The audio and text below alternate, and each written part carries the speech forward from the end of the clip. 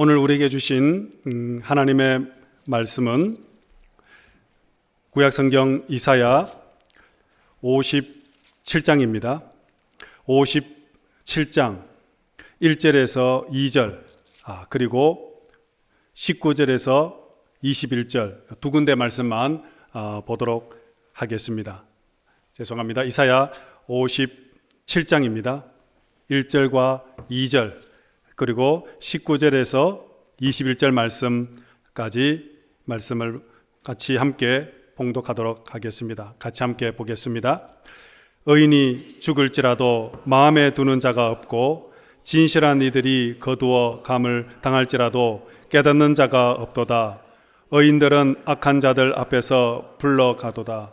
그들은 평안에 들어갔나니 바른 길로 가는 자들은 그들의 침상에서 편히 쉬니라. 아멘. 19절입니다. 입술의 열매를 창조하는 자 여호와가 말하노라. 먼데 있는 자에게든지 가까운 데 있는 자에게든지 평강이 있을지어다. 평강이 있을지어다. 내가 그를 고치리라 하셨느니라. 그러나 악인은 평온함을 얻지 못하고 그물이 진흙과 더러운 것을 늘 솟구쳐 내는 요동하는 바다와 같으니라. 내 하나님의 말씀에 악인에게는 평강이 없다 하셨느니라. 아멘. 오늘은 평강이 있을지어다 그런 제목으로 함께 말씀 나누기를 원합니다. 오늘 기도하러 오신 여러분 모두에게 하나님의 평강이 강같이 흘러넘치기를 축복합니다. 저는 오래전에 청년 사역을 오랫동안 해왔습니다. 청년 사역을 하면서 저는 세계 선교 여행을 여러 나라를 많이 다녔던 그런 경험이 있습니다. 특별히 홍콩에서 제가 2달, 하와이에서 2달, 미국 로스앤젤레스, 샌디에이고, 그 다음에 샌프란시스코 이런 곳에서 한 6개월 정도, 그리고 뉴질랜드에서 1년, 그리고 호주 시드니, 일본에 있는 동경, 오사카, 후쿠오카, 그리고 동유럽 등 수많은 여러 나라들을 저는 다녔던 기억이 있습니다. 특별히 제가 15년 전에 하와이에서 한 2달 정도 머물고 있을 때 그때 그곳에 살고 있는 한인 한 분을 전도할 기회가 있었습니다. 이분의 집은 하와이 와이키키 해변 끝자락 언덕 위에 바다를 정원을 삼고 대략 한 200평이 넘는 큰 대저택에 살면서 일남 일녀의 자녀를 두고 계신 분이었습니다. 당시 아들은 MIT 공대 3학년에 재학 중이었고 딸은 하버드 대학을 졸업하고 예일 대학에서 고고학으로 박사 과정에서 공부를 하고 있었습니다. 겉으로 보면은 정말 그의 인생은 부족함이 전혀 없는 완벽한 인생같이 보였습니다. 처음 제가 그 집에 방문했을 때 성경 구절 하나가 생각이 났습니다. 여호와는 나의 목자시니 내가 부족함이 없으려다. 그가 나를 푸른 초장에 누이시며 쉴만한 물가로 인도하시느라라는 그 말씀이 바로 이 집을 가리켜 하는 것과 같았습니다. 거실의 문을 열고 바깥으로 나가면 넓은 잔디밭 그 너머에 푸른 태평양 바다가 정원의 호수처럼 펼쳐져 있고 저 멀리 와이키키 해변가에는 일광욕을 즐기는 사람들과 바다에서 윈서핑을 즐기는 많은 사람들이 한눈에 들어오는 그런 집이었습니다. 저녁이 되면 거실 소파에 앉아 있으면 푸른 바다 속으로 온몸을 숨기는 붉은 태양을 직접 볼 수가 있을 만큼 정말 영화 속에서만 나오는 그런 집이었습니다. 제 생각에는 바로 이 집이 바로 천당 밑에 990당과 같은 그런 집이었다 생각이 됩니다. 정말 이런 집에 하루만이라도 자면 소원이 없을 것 같아 혹시 하룻밤을 잘 수 없을까 그렇게 부탁을 했지만 잠은 잘 수는 없었고 그날 하와이 앞바다를 바라보면서 일몰하는 그 모습을 보면서 가든에서 바베큐를 파티를 했던 그런 기억이 납니다. 정말 남부를 거 없을 만큼 정말 완벽한 부족함이 없는 이런 분. 하지만 이분에게도 안타까운 것이 있었습니다. 이분은 밤이 되면 잠을 이룰 수가 없었습니다. 수면제를 먹어야만 밤에 잠을 잘 수가 있었고 매일 신경 안정제를 먹어야 정상적인 삶을 살 수 있는 그런 분이었습니다. 밤이 되면 잠을 이룰 수 없을 만큼 걱정과 근심과 두려움으로 가득했습니다. 이분에게는 마음의 평안함이 없었고 늘 불안했습니다. 인생이 공허했고 외로웠습니다. 기쁨도 없었고 그분의 얼굴에는 수심과 어두운 그림자가 가득해 보였습니다. 저는 이해가 되지 않았습니다.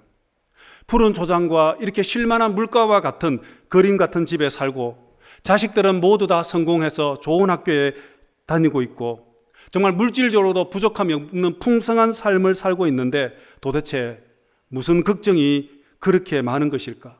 왜 그에게 평안함이 없을까?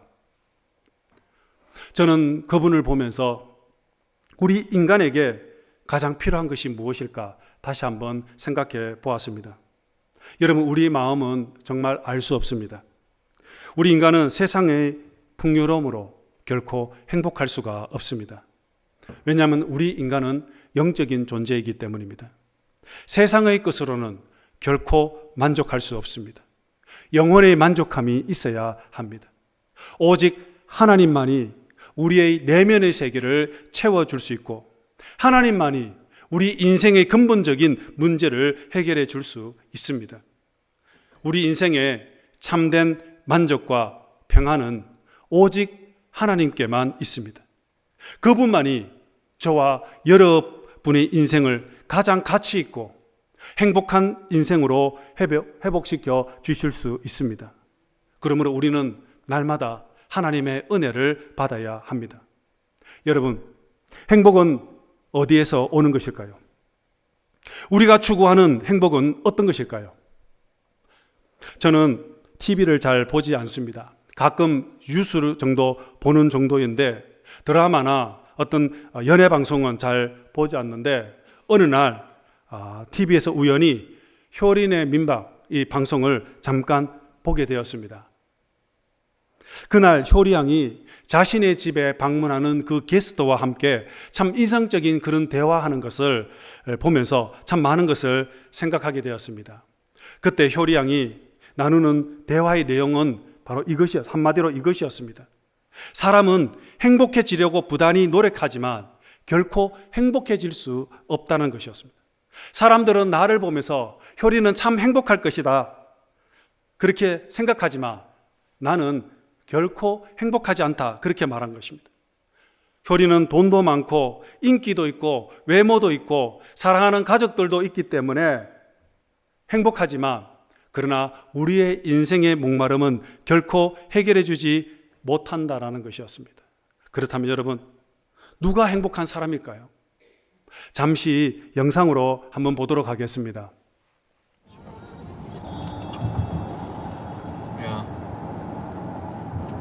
They want to be, all people want to be important people, right? Important person.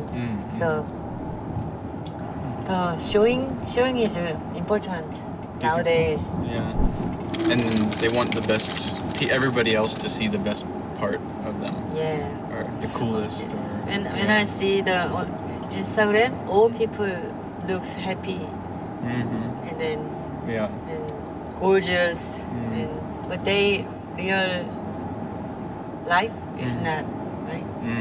yeah, Me too. same. Yeah, TV show when Yeah, all people told Hyori is pretty and a lot of money and good husband. yeah, always happy. Yeah, but no. Yeah, that's impossible. No, it's Yeah. impossible.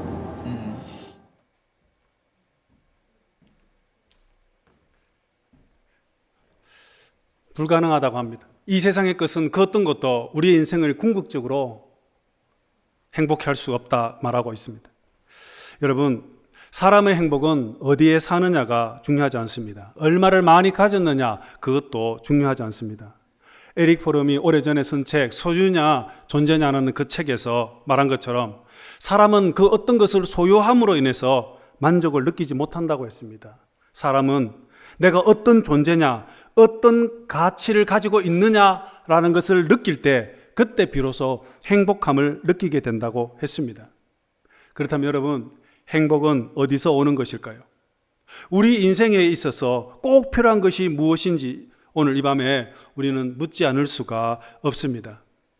오늘 함께 읽었던 이 본문에서 우리가 고민하고 우리가 찾고 추구하는 것, 우리 인생에 정말 소중한 것이 무엇인지를 오늘 본문에서 말씀해 주고 있습니다.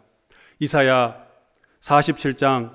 57장 19절 말씀 같이 보겠습니다. 입술의 열매를 창조하는 자 여호와가 말하노라. 먼 데 있는 자에게든지 가까운 데 있는 자에게든지 평강이 있을지어다. 평강이 있을지어다. 내가 그를 고치리라 하셨느니라. 아멘. 평강이 있을지어다.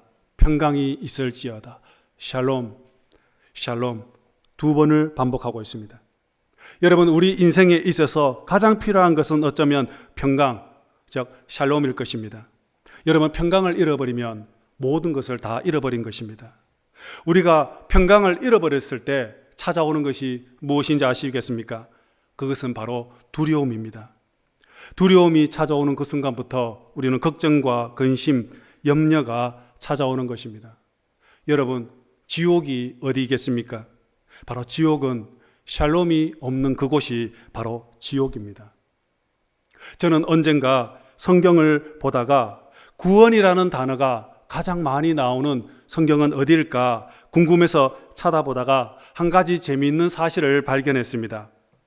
구약 성경에서 구원이라는 단어가 가장 많이 나오는 성경이 어디냐 하면은 바로 시편입니다. 시편에 보면은 시인 다윗은 매 장마다 매 시마다 하나님 나를 구원해 달라고 그렇게 하나님께 기도합니다. 악의 손에서 나를 죽이려고 달려드는 적들의 칼과 창에서부터 나를 구원해 달라는 그런 구원의 시가 시편에 계속해서 기록되어져 있습니다. 구원을 히브리어로 예슈아라고 말합니다. 이 뜻은 구원, 해방이란 그런 뜻을 가지고 있습니다. 이 단어는 예슈아, 이 단어는 이 땅에 메시아로 오실 예수를 나타내는 단어입니다. 그렇다면 여러분, 이 시편 다음으로 구원이라는 단어가 가장 많이 나오는 성경이 어디일까요? 그것은 바로 이사야입니다. 여러분, 이 이사야서를 자세히 읽어보면 구원이 시편 다음으로 많이 나오는데 이 이사야는 구원 다음으로 많이 나오는 단어가 무엇일까요? 그것은 바로 샬롬입니다. 평강, 평안, 화평. 신구약 66권 가운데서 이 샬롬이라는 단어, 헬라어로 신약 헬라어로 에르네네라는 그 단어 샬롬이 가장 많이 나오는 성경이 어딘 줄 아시겠습니까? 그것은 바로 이사야서입니다. 다시 말하면 이사야서 전체 66장으로 구성되어져 있는 이 이사야 성경은 구원과 평강이라는, 즉 샬롬이라는 큰 주제가 이 이사야서 속에서 흘러가고 있다는 것입니다. 그래서 저는 이 이사야를 가리켜서 구원의 책이면서 동시에 샬롬, 평강의 책이다, 그렇게 말하고 싶습니다. 여러분이 아시는 것처럼 이사야서에서는 바로 이 땅에 오실 메시아, 구원자이신 예수님을 예언하고 있는 책입니다. 이사야 7장 14절 말씀 같이 보겠습니다. 보라, 처녀가 잉태하여 아들을 낳을 것이요 그 이름을 임마누엘이라 하리라. 아멘. 이사야 9장 6절입니다. 한 아들을 우리에게 주신 바 되었는데 그의 어깨에는 정사를 메었고 그의 이름은 기묘자라, 모사라, 전능하신 하나님이라, 영존하시는 아버지라, 평강의 왕이라 할 것임이라. 아멘. 여러분, 구원이 무엇이겠습니까? 구원을 다른 말로 하면 평강, 즉 하나님의 평안 속에 들어가는 것, 이것이 바로 구원일 것입니다. 여러분, 우리의 삶에 샬롬의 상태에 있는 것이, 그것이 바로 구원입니다. 예수 그리스도를 통해서 저와 여러분들이 구원을 받았다면 그 구원받은 사람은 그 삶 속에 늘 언제나 하늘의 평강, 샬롬이 가득 넘치게 된다는 것입니다. 저는 이사야서를 계속 읽고 묵상하면서 하나님께서 오늘 저와 여러분들에게 주시고자 하는 마음이 무엇일까? 바로 그것은 바로 하늘의 평강, 하늘의 평안, 즉 샬롬을 주시기를 원하신다는 것이었습니다. 이사야 26장 3절 말씀입니다. 주께서 심지가 견고한 자를 평강하고 평강하도록 지키시리니 이는 그가 주를 신뢰함이니이다. 아멘. 주를 신뢰하는 자에게 샬롬을 주시겠다고 했습니다. 두 번이나 샬롬, 샬롬 말씀하고 있습니다. 여러분, 평강은 하늘의 복입니다. 이 샬롬은 세상이 주는 것이 아닙니다. 맛있는 것, 좋은 집, 많은 것을 가지는 것으로 통해서 샬롬을 얻는 것은 아닙니다. 이 샬롬이라는 것은 바로 오직 하나님과 영적 교제 속에서 누리게 되는 세상의 복인 줄로 믿습니다. 이 땅의 참 평화, 샬롬은 결코 사람의 방법과 논리나 철학이나 정치, 어떤 이념을 통해서 이루어지는 것이 결코 아닙니다. 지금 우리 한반도는, 우리 민족은 평화의 길로 가지만 이 평화는 결코 사람의 노력과 정치의 힘에 의해서 아니라 하나님만이 이룰 수 있는 것입니다. 샬롬은 오직 하나님께만 달려있고, 샬롬은 하나님의 것이며 오직 하나님만이 주시는 것인 줄 믿을 수 있기를 바랍니다. 지금 이스라엘 백성들은 바벨론 포로 생활을 하고 있습니다. 그들에게는 소망이 없습니다. 그들은 바벨론 땅에서 모두 다 죽을 것이라 그렇게 생각하고 있었습니다. 같은 시대적인 배경을 하고 기록된 성경 에스겔서를 보면은 이 에스겔 선지자는 바벨론 포로 백성들은 스스로 우리는 마른 뼈와 같다라고 그렇게 생각을 하고 있었습니다. 에스겔 37장에 보면 에스겔 선지자를 공동묘지로 데리고 갑니다. 그리고 하나님께서 그 공동묘지에 있는 마른 뼈들을 보여주시면서 더 이상 생명이 없고 소망이 없는 이 마른 뼈와 같은 이 뼈들이 다시 살아날 것이라고 말씀하고 있습니다. 그리고 하나님께서는 그 마른 뼈들에게 생기를 불어넣어 주십니다.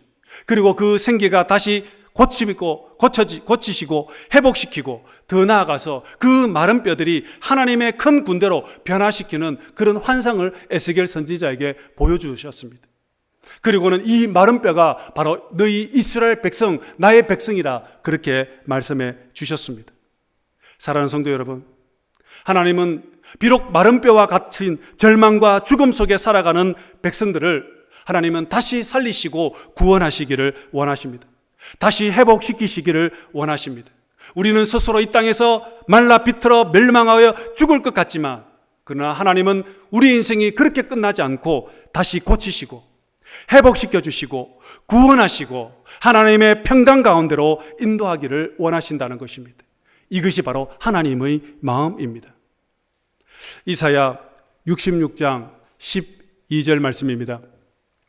여호와께서 이와 같이 말씀하시되 보라, 내가 그에게 평강을 강같이, 그에게 문 나라의 영광을 넘치는 시내 같이 주리니. 아멘. 평강을 강같이 주시겠다 말씀했습니다. 저는 오늘 이 저녁에 기도하러 오신 여러분 모두에게 하늘의 평강이 강같이 흘러넘치기를 축복합니다. 여러분, 성경 하나 더 보겠습니다. 요한복음 20장 19절 말씀입니다. 이날 곧 안식 후 첫날 저녁 때에 제자들이 유대인을 두려워하여 모인 곳의 문들을 닫았더니 예수께서 오사 가운데 서서 이르시되 너희에게 평강이 있을지어다. 아멘. 지금 부활하신 주님께서 제자들에게 찾아오셔서 제일 처음 하신 말씀이 평강이 있을지어다 라고 축복하신 것입니다. 지금 제자들은 두려움 속에 빠져 있습니다. 문을 꼭 잠그고 두려움과 절망 속에 빠져 있는 제자들에게 찾아가셔서 제일 첫 번째 하신 말씀이 평강의 복을 그들에게 전하고 있습니다. 여러분, 지금 많은 분들이 마음의 평강을 잃어버려 불안하고 초조하고 답답한 삶을 살아가고 있는 분들이 많이 있습니다. 그들은 먹을 것이 없어서, 잠잘 집이 없어서, 입을 옷이 없어서, 몸이 아파서 불안한 것이 아닙니다. 그냥 알 수 없는 불안과 답답함, 영혼 깊은 곳에서부터 밀려오는 이 공허함과 이 우울한 마음이 계속되어 매일매일 불면의 밤을 보내고 있는 분들이 많이 있습니다. 여러분, 왜 그렇습니까? 바로 그것은 샬롬을 잃어버렸기 때문입니다. 평안을 잃어버렸기 때문입니다. 여러분, 우리가 예수 그리스도를 믿을 때 우리가 받게 되는 최고의 복이 무엇인지 아십니까? 그것은 세상의 어떤 물질적인 복이 아닙니다. 내가 예수를 믿었기 때문에 병을 고침받고 사업이 성공했고 자녀들이 출세하고 성공하고 직장에서 승진하게 되었고 아무런 어려움이 없는 만사 형통하고 그런 출세하는 삶을 사는 것이 아닙니다. 물론 주님께서 보너스로 이러한 복을 우리에게 주시기도 합니다. 하지만 그것이 우리의 신앙의 궁극적인 목적이 될 수가 없다라는 것입니다. 저는 성경을 읽으면서 주님께서 우리에게 주시기를 원하시는 복이 무엇인가? 그것은 바로 평강의 복이라는 것입니다. 앞에서 말씀드렸던 것처럼 구원은 바로 우리가 하나님의 평강 속에, 하나님의 에덴, 천국, 기쁨 속에 들어가는 것이 구원인 것처럼 우리는 구원을 받았을 때 날마다 하나님의 평강 누리며 살아가게 되는 것입니다. 여러분, 저와 여러분들이 믿음이 생길 때, 우리가 믿음을 가지게 될 때 그 믿음은 내가 그 어떤 순간 속에서도 어떤 상황 속에서도 흔들리지 않고 마음은 늘 강같은 평강을 누릴 수 있게 되는 것입니다. 그래서 그 어떤 순간 속에서도 나는 하나님께 예배할 수 있고 찬양할 수 있고 끊임없이 내가 믿음의 길을 걸어갈 수가 있게 되는 것입니다. 혹시 오늘 이 자리에 평강을 잃어버리신 분이 있습니까? 저는 오늘 이 밤에 우리가 같이 함께 기도하는 가운데 하나님께서 하늘 문을 열어주셔서 오늘 이사야의 말씀처럼 하나님의 평강이 복이 강같이 저와 여러분에게 가득 넘칠 수 있기를 축복합니다. 여러분, 우리가 이 세상을 살면서 두려움에 빠질 때가 참 많이 있습니다. 두려움이 밀려올 때 그때 걱정과 염려와 불안도 함께 밀려옵니다. 앞에서 소개해드렸던 그 하와이에 살고 계시는 그 여성은 매일 두려움 속에서 살 수밖에 없었습니다. 아무것도 부족함이 없지만 그분은 밤마다 두려움 속에서 시달려야만 했습니다. 그분의 집에는 곳곳에 CCTV가 잠겨져 있고 견고한 자물쇠로 굳게 채워져 있지만 마음의 문을 열고 슬금슬금 들어오는 두려움은 막을 길이 없었습니다. 여러분, 두려움은 우리의 마음의 평안을 잃어버리게 만듭니다. 이 두려움이라는 것은 바로 우리의 삶을 무너뜨리고 파괴시키는 무서운 그런 암적인 그런 존재입니다. 결국 이 두려움은 뭐냐? 이 두려움은 영적인 문제입니다. 두려움은 사탄이 뿌려놓고 간 거짓의 가라지입니다. 그래서 두려움이 우리 안에 들어올 때 결국에는 그 두려움으로 인해서 우리의 믿음의 시력을 우리는 잃어버리게 됩니다. 그래서 우리는 하나님을 의지하거나 하나님을 바라보고 하나님을 붙잡는 것이 아니라 눈에 보이는 우상을 찾게 되고 우상을 붙잡게 되고 우상을 쫓아가게 되는 것입니다.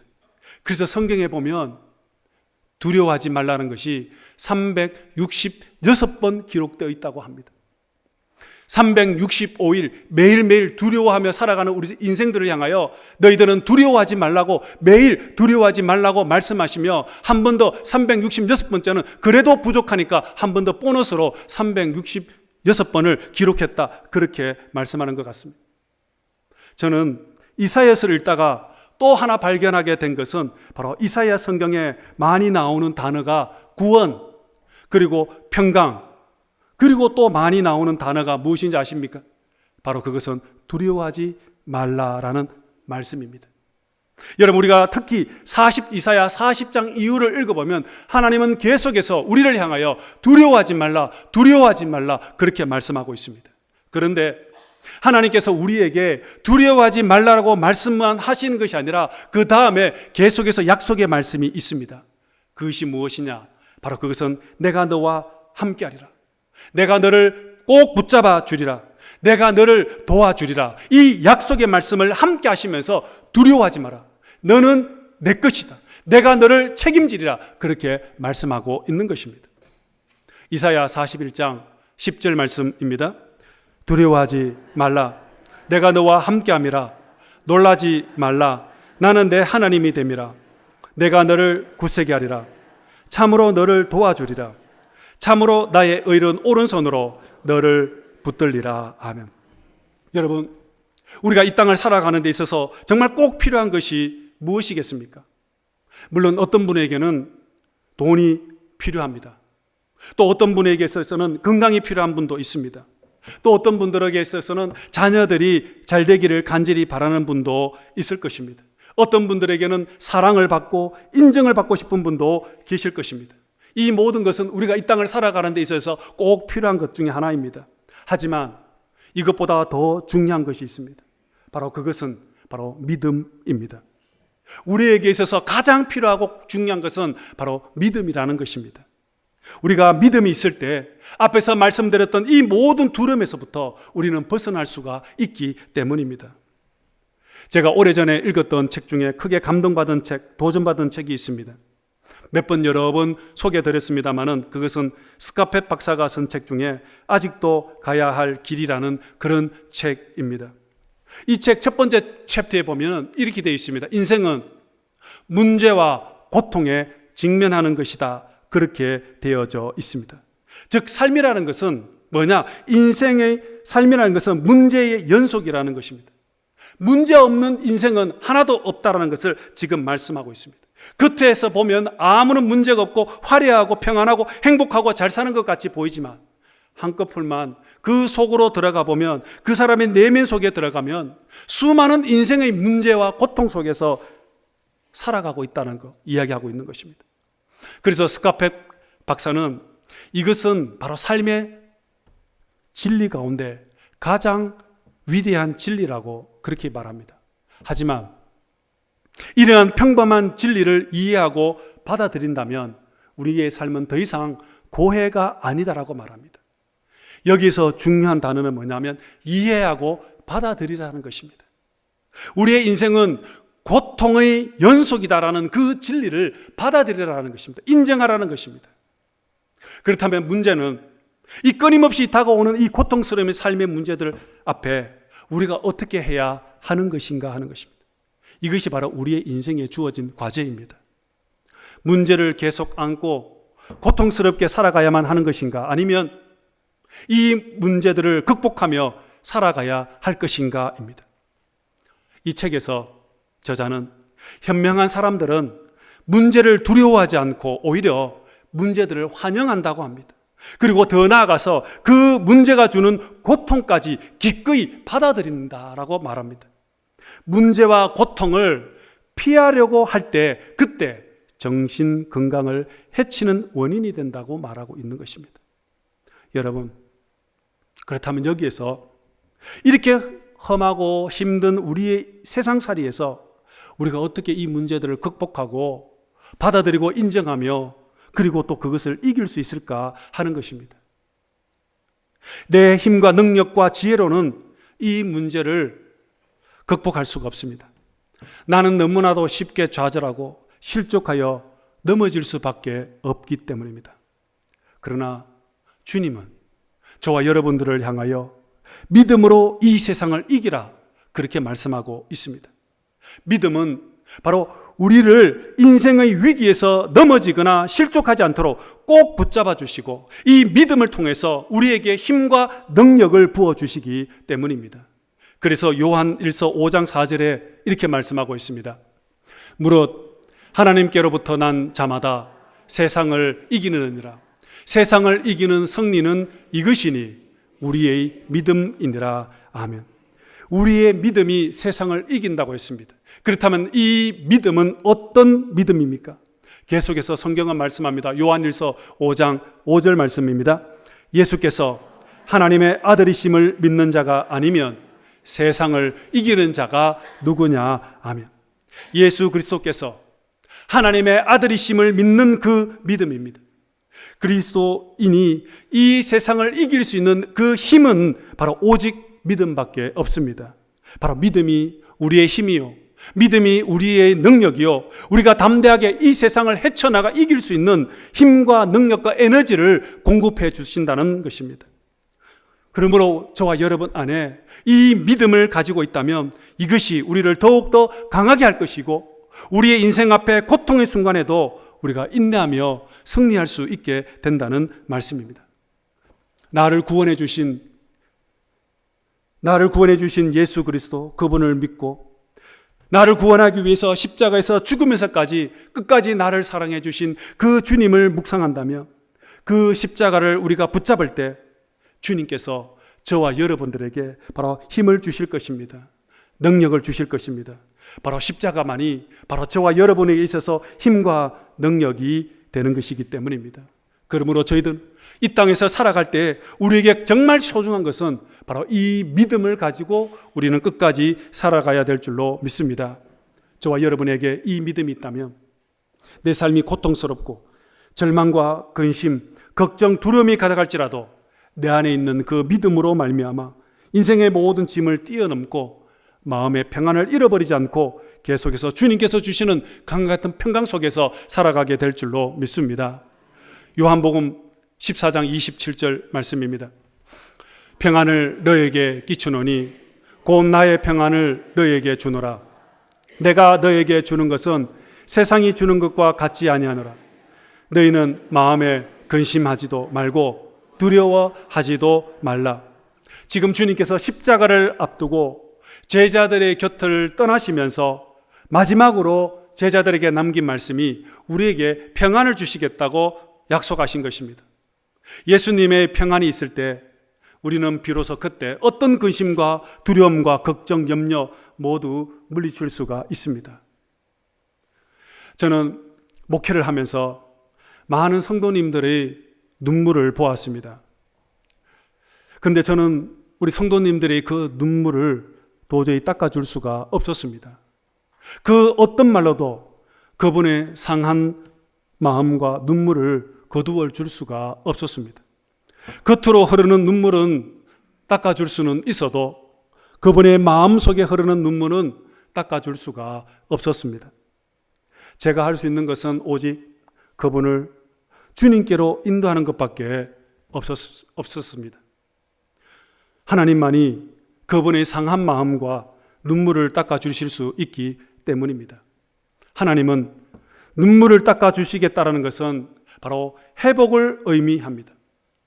비록 이 땅에서는 완전한 힐링은 없지만, 그러나 주님의 손에 가면 주님께는 온전한 힐링이 일어나기 때문입니다. 얼마 전에 제가 섬기는 교구에 장례가 있었습니다. 아들을 먼저 천국으로 떠나보내는 노 권사님이 계셨습니다. 자녀가 먼저 죽는다는 것은 무엇으로도 설명할 수가 없습니다. 그 어떤 말로도 위로가 되지 않을 것입니다. 세상의 그 어떤 것으로도 그분에게는 위로가 될 수가 없었습니다. 새벽 4시에 교구 목사에게 전화를 걸어 목사님, 아들이 죽었어요라고 말하고는 목로와 대성통곡을 하는데, 대성통곡을 하며 울부짖는 그 권사님에게 그 어떤 말로도 저는 위로할 수가 없었습니다. 권사님의 마음은 천길 만길 갈기갈기 찢어지는 듯하여 하루 종일 눈물로 시간을 보내어 안구에 핏줄이 다 터져버려서 눈을 뜰 수 없을 만큼 힘든 시간을 보낼 수밖에 없었습니다. 하지만 시간이 지나면서 조금씩 안정을 찾기 시작했고 마음의 평안을 찾기 시작했습니다. 3일 동안 장례를 치르는 동안 하나님께서 권사님의 마음을 만져주시기 시작했습니다. 피눈물을 닦아주시고 상한 마음을 고쳐주시고 불안하고 두려운 마음을 붙잡아 주셔서 조금씩 안정을 찾아가기 시작했습니다. 입관 예배 시간, 입관 시간에는 가족들이 울 때 오히려 자녀들을 위로하면서 눈물을 닦아주기도 했었습니다. 장례를 다 마치고 일주일이 지난 뒤 권사님 댁에 다시 신방을 찾아갔습니다. 무슨 말로 위로를 할까? 어떤 말씀을 전해야 할까? 도저히 아무 생각이 나지 않았습니다. 그냥 하나님께 모든 것을 맡기고 신방을 갔습니다. 그런데 신방을 맞이한 그 권사님은 1시간 내내 저에게 감사합니다. 하나님 은혜에 너무 감사합니다. 나는 하나님이 너무 좋아요. 하나님 너무 사랑해요. 연거푸 그렇게 고백을 하는 것이었습니다. 목사님, 제가 하나님께 받은 사랑이 너무 많은데 이 은혜를 무엇으로 제가 갚을 수 있을까요? 라고 그렇게 1시간 내내 고백을 하는 것이었습니다. 여러분, 누가 이렇게 권사님의 마음을 고치신 것입니까? 누가 이렇게 권사님의 그 이 마음을 회복시켜 주신 것입니까? 오직 평강의 왕이신 우리 주 예수님께서 권사님의 마음을 고치시고 회복시켜 주시고 변화시켜 주신 줄 믿습니다. 이사야 57장 19절 말씀입니다. 입술의 열매를 창조하는 자 여호와가 말하노라. 먼데 있는 자에게든지 가까운 데 있는 자에게든지 평강이 있을지어다. 평강이 있을지어다. 내가 그를 고치리라. 아멘. 내가 고치리라. 하나님의 평강이 이 시간 저와 여러분 가운데 임할 때 여러분의 마음에 있는 상한 마음, 두려운 마음, 걱정과 염려 모두 고쳐주실 줄 믿습니다.